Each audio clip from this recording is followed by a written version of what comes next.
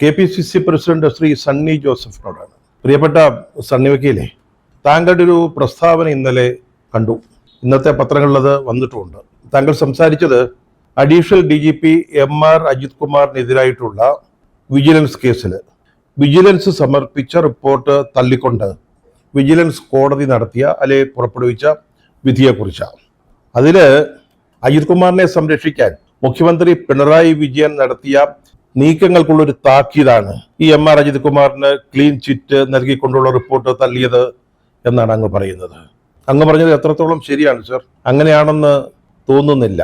കാരണം MR അജിത് കുമാറിനെ രക്ഷിക്കാൻ ശ്രമിച്ചവരുടെ കൂട്ടത്തിൽപ്പെടുത്തി മുഖ്യമന്ത്രി പിണറായി വിജയനെ വിജിലൻസ് കോടതി പ്രതിക്കൂട്ടിൽ നിർത്തിയിരിക്കുകയാണ് ഈ വിധിയിലൂടെ. അതായത് മുഖ്യമന്ത്രി ഈ കേസ് അട്ടിമറിക്കാൻ ശ്രമിച്ചു എന്നുള്ള ആരോപണം കൃത്യമായിട്ട് ശരിവെക്കുന്നതാണ് ഈ വിജിലൻസ് കോടതി വിധി. അല്ലാതെ ഇതൊരു താക്കീത് മാത്രമല്ല. നമുക്കതിനെ അങ്ങനെയൊക്കെ വിശേഷിപ്പിക്കാൻ പറ്റും. പക്ഷേ ഈ കോടതി വിധി മുഖ്യമന്ത്രിയെ പ്രതിക്കൂട്ടിൽ നിർത്തുന്നതാണ്. MR അജിത് കുമാറിനെ രക്ഷിക്കാൻ അദൃശ്യ ശക്തികൾ ശ്രമിച്ചു എന്ന കോടതിയുടെ ഒരു ഒറ്റ പരാമർശം മതി ഈ കേസ് എങ്ങനെ അട്ടിമറിച്ചു, അല്ലെങ്കിൽ ഈ കേസ് എങ്ങനെ ഇങ്ങനെയായി എന്ന് ബോധ്യപ്പെടാൻ. ഒറ്റ വാചകം കൊണ്ട് അത് ബോധ്യമാകും. Vigilance judge A. മനോജിന്റെ ഈ ഉത്തരവ് അല്ലെങ്കിൽ വിധിന്യായം അതിനെ രണ്ട് ഭാഗമായി കാണണമെന്നാണ് തോന്നുന്നത്. ഒന്നാമത്തെ ഭാഗം MR അജിത് കുമാറിനെതിരായിട്ട് നടന്ന അന്വേഷണം. ആ അന്വേഷണം എങ്ങനെ നടന്നു, അതിന്റെ അടിസ്ഥാനത്തിൽ MR അജിത് കുമാറിന് വിജിലൻസ് ക്ലീൻ ചിറ്റ് നൽകുകയാണ്, അല്ലെങ്കിൽ ആരോപണ വിമുക്തനാവുകയാണ്. അനധികൃത സ്വത്ത് സമ്പാദനമാണ് കേസ്. അപ്പൊ ഈ ക്ലീൻ ചിറ്റ് നൽകുന്നതിലൂടെ അദ്ദേഹം അനധികൃതമായിട്ട് സ്വത്തൊന്നും സമ്പാദിച്ചിട്ടില്ല എന്ന് വിജിലൻസ് കണ്ടെത്തുന്നു എന്നാണല്ലോ അതിന്റെ അർത്ഥം. അത് ഒരു ഭാഗം. ആ ഭാഗത്ത് വളരെ വിശദമായിട്ട് ഈ കേസ് അന്വേഷണം വിജിലൻസ് മാനുവലിന് അനുരൂപമായിരുന്നില്ല എന്ന് വളരെ കൃത്യമായിട്ട് ആ ഭാഗത്ത് പറയുന്നുണ്ട്. ഒരു ADGPക്കെതിരായിട്ട് അന്വേഷണം നടത്തിയതാരാ? ഒരു DYSP. മേലുദ്യോഗസ്ഥനെതിരെ കീഴുദ്യോഗസ്ഥൻ അന്വേഷണം നടത്തിയ അങ്ങനെ ഇരിക്കും? നിയമങ്ങളിൽ പറയുന്നത് ഒന്നുകിൽ തത്തുല്യ റാങ്കിലുള്ളവരാണ്, അല്ലെങ്കിൽ അതിന് മുകളിലുള്ളവരാണ്, അവരാണ് അന്വേഷണം നടത്തേണ്ടത്. ഇവിടെ ഒരു DYSP ADGPക്കെതിരെ അന്വേഷണം നടത്തുന്നു. പിന്നീട് അതിന്റെ പ്രൊസീഡിയർ, അതുപോലെ വീഴ്ചകൾ, അത് അക്കമിട്ട് കോടതി വിവരിക്കുന്നുണ്ട്. ഒരു ചെക്ക് പീരീഡ് പോലും നിശ്ചയിക്കാതെയാണ് അന്വേഷണം നടത്തിയത്. ഇതുപോലെയുള്ള സ്വത്ത് സമ്പാദന കേസിന്റെയൊക്കെ അന്വേഷണം നടത്തുമ്പോൾ വളരെ പ്രാഥമികമായിട്ട് നോക്കേണ്ട ഒരു കാര്യമാണ് ഒരു ചെക്ക് പീരീഡ് നിശ്ചയിക്കുക എന്നുള്ളത്. ഏത് കാലം മുതൽ ഏത് കാലം വരെയുള്ള വരുമാനവും ചെലവും ഒക്കെയാണ് കണക്കിലെടുക്കേണ്ടത്. അങ്ങനെ ഒരു പീരീഡ് പോലും നിശ്ചയിച്ചിട്ടില്ല. അങ്ങനെയാണ് ആ അന്വേഷണം നടന്നത്. ആ അന്വേഷണത്തിന്റെ ഫലമായിട്ടാണ് MR അജിത് കുമാറിന് ക്ലീൻ ചിറ്റ് നൽകുന്നത്. അതൊരു ഭാഗം. രണ്ടാമത്തെ ഭാഗം, ഇതിലെ രാഷ്ട്രീയ ഇടപെടൽ. ആ ഇടപെടൽ നടത്തിയത് മുഖ്യമന്ത്രി അടക്കമുള്ളവർ, അദൃശ്യകരങ്ങൾ. മുഖ്യമന്ത്രിയുടെ ഇടപെടൽ ഈ വിധിന്യായത്തിൽ വളരെ കൃത്യമായിട്ട് പറയുന്നുമുണ്ട്. അപ്പോൾ ഇതൊരു താക്കീത് മാത്രമാണോ സണ്ണി വക്കീലെ? ചെയ്യേണ്ടതൊന്നും ചെയ്തില്ല, ചെയ്യരുതാത്തതെല്ലാം ചെയ്യുകയും ചെയ്തു എന്നാണ് കോടതി വിധിയുടെ 104ാമത്തെ പാരയിൽ പറയുന്നത്. കുറ്റാരോപിതനായി നിൽക്കുന്ന ആളിനെ രക്ഷിക്കാൻ, അതായത് MR അജിത് കുമാറിനെ സംരക്ഷിക്കുന്നതിന് എല്ലാ നിയമവ്യവസ്ഥകളെയും ബന്ധപ്പെട്ട ആളുകൾ ചവിട്ടിത്തേക്കുകയാണ് ചെയ്തതെന്ന് വിജിലൻസ് കോടതി നിരീക്ഷിക്കുന്നുണ്ട്.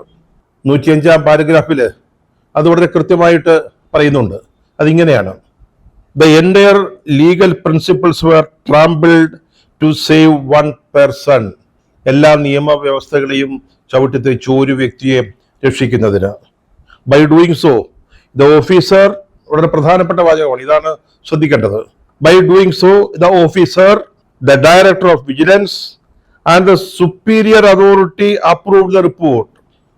അന്വേഷിച്ച ഉദ്യോഗസ്ഥൻ, vigilance director and the superior authority approved the report.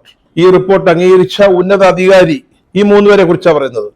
Violated the honorable apex court judgment and the constitutional principle.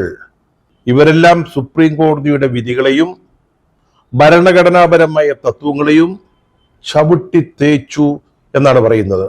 ആരൊക്കെയാണ്? The officer is the director of vigilance and the superior authority approved the report. ഇതാണ് വിധിന്യായത്തിൽ പറയുന്നത്, 105ാം paragraph. ആരാണ് ഈ supreme authority? അതിനെക്കുറിച്ച് വളരെ വ്യക്തമായിട്ട് കോടതി പറയുന്നുണ്ട്. ഈ റിപ്പോർട്ട് വിജിലൻസ് ഡയറക്ടർക്ക് സമർപ്പിച്ചതിന് ശേഷമുള്ള കാര്യങ്ങളെക്കുറിച്ചാണ് ഇവിടെ പറയുന്നത്. It was also stated that the department verified and accepted the report, forwarded it to the relevant persons. അടുത്ത വാചകമാണ് ശ്രദ്ധിക്കേണ്ടത്. അവിടെയാണ് യഥാർത്ഥ സത്യം ഉള്ളത്. Furthermore it was stated that it is also informed that the above decision has the approval of the chief minister. The exact word used in the letter is, അതായത് കോടതിക്ക് സമർപ്പിച്ച റിപ്പോർട്ടിലെ കാര്യമാണ്. The exact word used in the letter is, മേൽ തീരുമാനത്തിന് ബഹുമാനപ്പെട്ട മുഖ്യമന്ത്രിയുടെ അംഗീകാരമുണ്ടെന്നും അറിയിക്കുന്നു. അപ്പോൾ അംഗീകാരം നൽകിയ മേലധികാരി ആരാണെന്ന് മനസ്സിലായി. അദ്ദേഹം അടങ്ങുന്ന ഒരു സംഘമാണ് ഭരണഘടനാ തത്വങ്ങളെ ചവിട്ടിത്തേച്ചെന്ന് പറയുന്നത്. അപ്പോൾ ആരൊക്കെയാണ് ഈ കേസിൽ ഭരണഘടനയെ അട്ടിമറിക്കാൻ അല്ലെങ്കിൽ സുപ്രീം കോടതിയുടെ വിധി മറികടക്കാൻ ശ്രമിച്ചത് എന്ന് വളരെ കൃത്യമായിട്ട് പറഞ്ഞിരിക്കുകയാണ്. മാർച്ച് 12-നാണ് വിജിലൻസ് ഡയറക്ടർ ഈ റിപ്പോർട്ട് മുഖ്യമന്ത്രിക്ക് സമർപ്പിക്കുന്നത്. അത് കുറച്ചു കാലം മുഖ്യമന്ത്രിയുടെ ഓഫീസിൽ അങ്ങനെ ഇരുന്നു. അതിന്മേൽ നടപടിയൊന്നും എടുത്തില്ല. അതിനുശേഷം മാർച്ച് 25-ന് കോടതിയിൽ സമർപ്പിക്കുന്നു.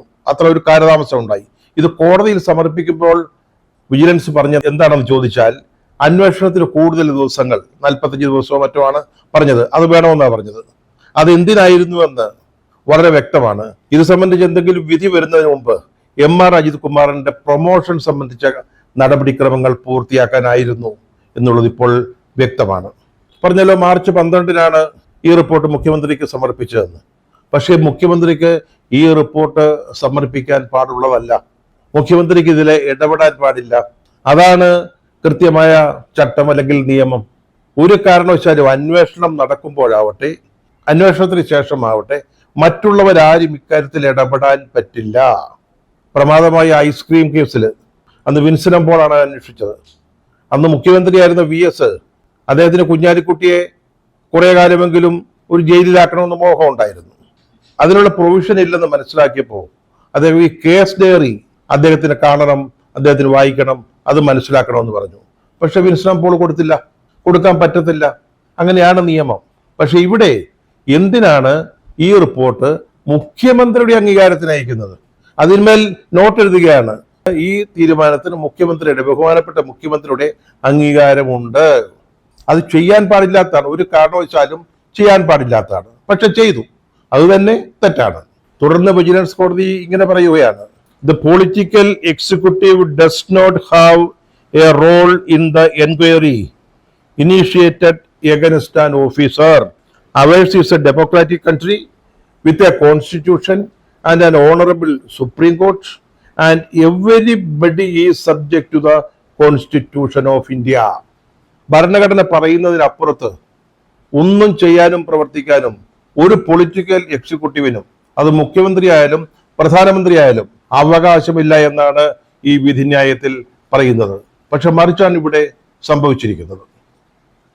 കോടതി ചോദിക്കുന്നു, nobody has the right to interfere in the enquiry.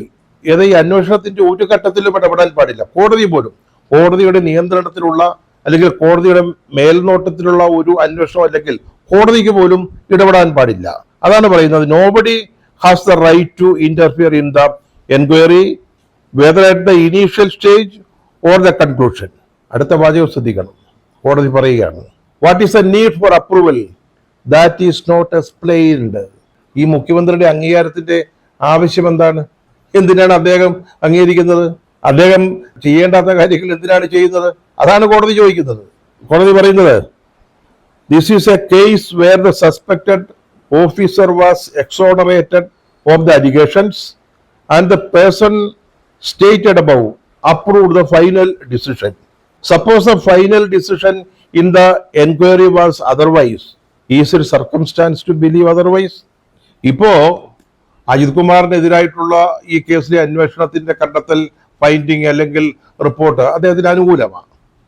ഇനി അനുകൂലമല്ലാത്ത ഒരു വിധിയായിരുന്നുവെങ്കിൽ മുഖ്യമന്ത്രി എന്ത് ചെയ്യുമായിരുന്നു? According to the provisions of BNSS, Bharatiya Nyaya Samhita, CRPC, and the provisions of the PC Act 1988, as amended in 2018, approval from those persons is not necessary.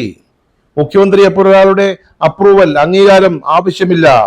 Approval from the persons is not necessary even during the investigation, whether the conclusion of the investigation is positive or negative.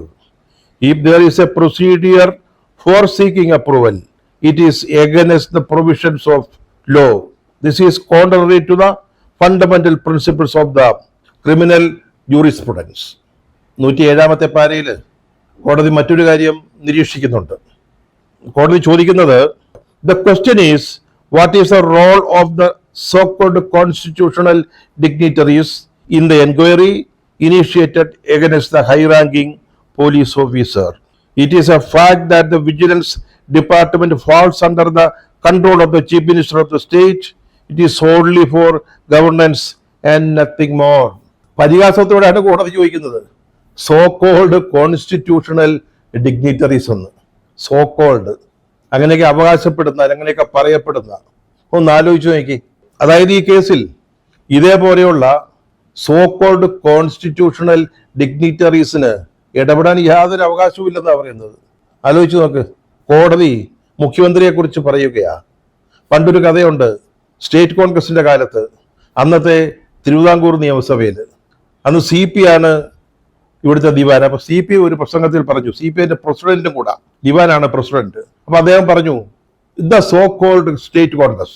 അന്ന് state Congress ആണ് ഇവിടെ രാജാധികാരത്തിനെതിരായിട്ട് സമരം നയിക്കുന്ന കാലമാ. അപ്പം മറുപടി പ്രസംഗത്തിൽ പട്ടത്താണ് ഇവിടെ പറഞ്ഞു, ദ സോ കോൾഡ് CP. വലിയ വിവാദവും ചർച്ചയൊക്കെ ആയതാ. അതുപോലെ ഈ നമ്മുടെ മുഖ്യമന്ത്രി അടക്കമുള്ളവരെ പറയുന്നത് the so called constitutional dignitaries എന്നാണ്. ഇവിടെ എന്തൊക്കെയാണ് നടന്നിരിക്കുന്നത്? നിയമവിരുദ്ധമായിട്ട് ഈ അന്വേഷണ റിപ്പോർട്ട് മുഖ്യമന്ത്രിക്ക് നൽകുന്നു. മുഖ്യമന്ത്രി അത് അംഗീകരിക്കുന്നു. ഇക്കാര്യത്തിൽ അദ്ദേഹത്തിന് യാതൊരു റോളുമില്ല, അദ്ദേഹം ഇടപെടേണ്ട കാര്യമില്ല. പക്ഷെ അദ്ദേഹം ആ റിപ്പോർട്ട് കാണുന്നു, വായിക്കുന്നു, അത് അംഗീകരിക്കുന്നു. ആ റിപ്പോർട്ട് കോടതി തള്ളിക്കളയുന്നു. പൊളിറ്റിക്കൽ ലീഡർഷിപ്പ് അല്ലെ പൊളിറ്റിക്കൽ എക്സിക്യൂട്ടീവ്, അതായത് മുഖ്യമന്ത്രിയാണ് അതിന് അഭിപ്രായം രേഖപ്പെടുത്തിയിരിക്കുന്നത്, അംഗീകരിച്ചുകൊണ്ടുള്ള അഭിപ്രായം. ആ പൊളിറ്റിക്കൽ ലീഡർഷിപ്പ് ഭരണഘടനാ തത്വങ്ങളെയും നിയമങ്ങളെയും ലംഘിച്ചിരിക്കുന്നു എന്ന് വളരെ വ്യക്തമായിട്ട് അടിവരയിട്ട് കോടതി പറയുന്നു. അപ്പോൾ സണ്ണി വക്കീലെ ഈ കോടതി വിധി MR അജിത് കുമാറിനെ രക്ഷിക്കാൻ ശ്രമിച്ച മുഖ്യമന്ത്രിക്കുള്ളൊരു താക്കീത് മാത്രമാണോ, അതോ മുഖ്യമന്ത്രിയെ തന്നെ പ്രതിസ്ഥാനത്ത് നിർത്തുന്ന ഒന്നല്ലേ? അങ്ങനെയല്ലേ അതിനെ വ്യാഖ്യാനിക്കേണ്ടത്? രാജൻ കേസിൽ K. കരുണാകരൻ മുഖ്യമന്ത്രി സ്ഥാനം ഒഴിയേണ്ടി വന്ന കേസ്, ജസ്റ്റിസുമാരായ സുബ്രഹ്മണ്യം പോറ്റിയും ഖാലിദ് മണെന്ന് വിധി പറഞ്ഞത്, ആ വിധിയിൽ എന്തായിരുന്നു ഉണ്ടായിരുന്നത്? വാദി ഉന്നയിച്ച ആരോപണത്തിന് നേരായ മറുപടിയല്ല ആഭ്യന്തരമന്ത്രിയിൽ നിന്ന് ഉണ്ടായത് എന്ന് പറയുന്നതിൽ ഞങ്ങൾക്ക് ഖേദമുണ്ട് എന്നാണ്. ആ ഒരൊറ്റ വാചകത്തിന്റെ പേരിലാണ് K. കരുണാകരൻ രാജിവെച്ച് പുറത്തുപോയത്. ബാർക്കോഴ കേസ് 10 കൊല്ലം മുമ്പൊക്കെ നടന്നതാ, മറന്നിരിക്കാനിടയില്ല. അന്ന് KM മാണി രാജിവെക്കേണ്ടി വന്നു മന്ത്രിസഭയിൽ നിന്ന്. അത് എന്തിന്റെ പേരിലായിരുന്നു? ഇത് ഹൈക്കോടതിയിൽ വന്നപ്പോൾ ജസ്റ്റിസ് കമാൽ പാഷ അദ്ദേഹം ഒരു പരാമർശം നടത്തി. സീസറിന്റെ ഭാര്യയും സംശയങ്ങൾക്ക് അതീതയായിരിക്കണം എന്നൊരു പരാമർശം. അതിലൂടെ അദ്ദേഹം രാജിവെച്ചു. ഇപ്പോൾ എന്താണ് ഈ കേസിൽ സംഭവിച്ചിരിക്കുന്നത്? മുഖ്യമന്ത്രി ഭരണഘടനാ തത്വങ്ങൾ ലംഘിച്ചിരിക്കുന്നു എന്ന് കോടതി പറയുകയാണ്. അതിന്റെ വ്യക്തമായ തെളിവുകളും പശ്ചാത്തലവും ഈ വിധിയിൽ അക്കമിട്ട് നിരത്തിയിരിക്കുകയാണ്. അന്വേഷണത്തിന്റെ തുടക്കം മുതലേ ഇത് അട്ടിമറിക്കാനുള്ള ശ്രമങ്ങൾ ഉണ്ടായിരുന്നുവെന്ന് ഈ കോടതിയുടെ വിധിന്യായം പരിശോധിച്ചാൽ മനസ്സിലാകും. ചെയ്യേണ്ടതൊന്നും ചെയ്തിട്ടില്ല. അത് ആ വിധിന്യായത്തിൽ അക്കമിട്ട് നിരത്തിയിട്ടുണ്ട്. ഞാൻ നേരത്തെ പറഞ്ഞല്ലോ, ഇതിന് വളരെ അടിസ്ഥാനപരമായിട്ട് ചെയ്യേണ്ട ഒരു ടൈം പീരീഡ് പോലും നിശ്ചയിക്കുന്നതിന് അന്വേഷണ സംഘം ശ്രമിച്ചിട്ടില്ല. അങ്ങനെ ഒരു അന്വേഷണം നടത്തിയിട്ട് ആരോപണ വിധേയനെതിരായിട്ട് യാതൊരു തെളിവുമില്ല എന്ന് പറഞ്ഞ് ഒരു ക്ലീൻ സർട്ടിഫിക്കറ്റ്, ക്ലീൻ ചിറ്റ് നൽകുകയാണ് അന്വേഷണ സംഘം ചെയ്തത്. അതിന്മേൽ മുഖ്യമന്ത്രിയുടെ അംഗീകാരം അദ്ദേഹം ഒപ്പിട്ട് കൊടുക്കുക. അദ്ദേഹം ചെയ്യേണ്ട കാര്യമല്ല. ഇവരെല്ലാവരും, അതാണ് കോടതി പറഞ്ഞത്, ഇത് അന്വേഷിച്ച ഓഫീസർ, വിജിലൻസ് ഡയറക്ടർ, അതുപോലെ തന്നെ സുപ്പീരിയർ അതോറിറ്റി അപ്രൂവ്ഡ് റിപ്പോർട്ട്. അതാരാണ് അപ്രൂവ് ചെയ്തതെന്ന് അടുത്ത പാരയിൽ കോടതി പറയുന്നുണ്ട്. അപ്പൊ ഈ കോടതി വിധിയുടെ അടിസ്ഥാനത്തിൽ ചിന്തിക്കുമ്പോൾ, ഞാൻ നേരത്തെ പറഞ്ഞ പൂർവ്വകാല ചരിത്രം ഓർക്കുമ്പോൾ, ഈ ഡയറക്ടർക്കും മുഖ്യമന്ത്രിക്കും ഒക്കെ ഇനി അധികാരത്തിൽ തുടരാൻ അവകാശമുണ്ടോ? സത്യം പറഞ്ഞാൽ രാജിവെച്ചു പോകേണ്ടതല്ലേ? കൃത്യമായിട്ടൊരു മുഖ്യമന്ത്രിയെ നോക്കി ഒരു കോടതി, വിജിലൻസ് കോടതി ചില കാര്യങ്ങൾ പറയുമ്പോൾ അദ്ദേഹത്തിന് എങ്ങനെ അധികാരത്തിൽ തുടരാൻ സാധിക്കും? പ്രതിപക്ഷത്തോടൊരു കാര്യം പറയാനുണ്ട്. ഇത് നിങ്ങൾക്ക് ലഭിച്ചിരിക്കുന്ന ഒരു അവസരമാണ്. മാരക പ്രഹരശേഷിയുള്ള ഒന്നാണ് ഈ വിജിലൻസ് കോടതിയുടെ വിധിന്യായം. അത് പൊതുസമൂഹത്തിന് മുമ്പിലുണ്ട്. ഇനി നിങ്ങളായി, നിങ്ങളുടെ പാടായി.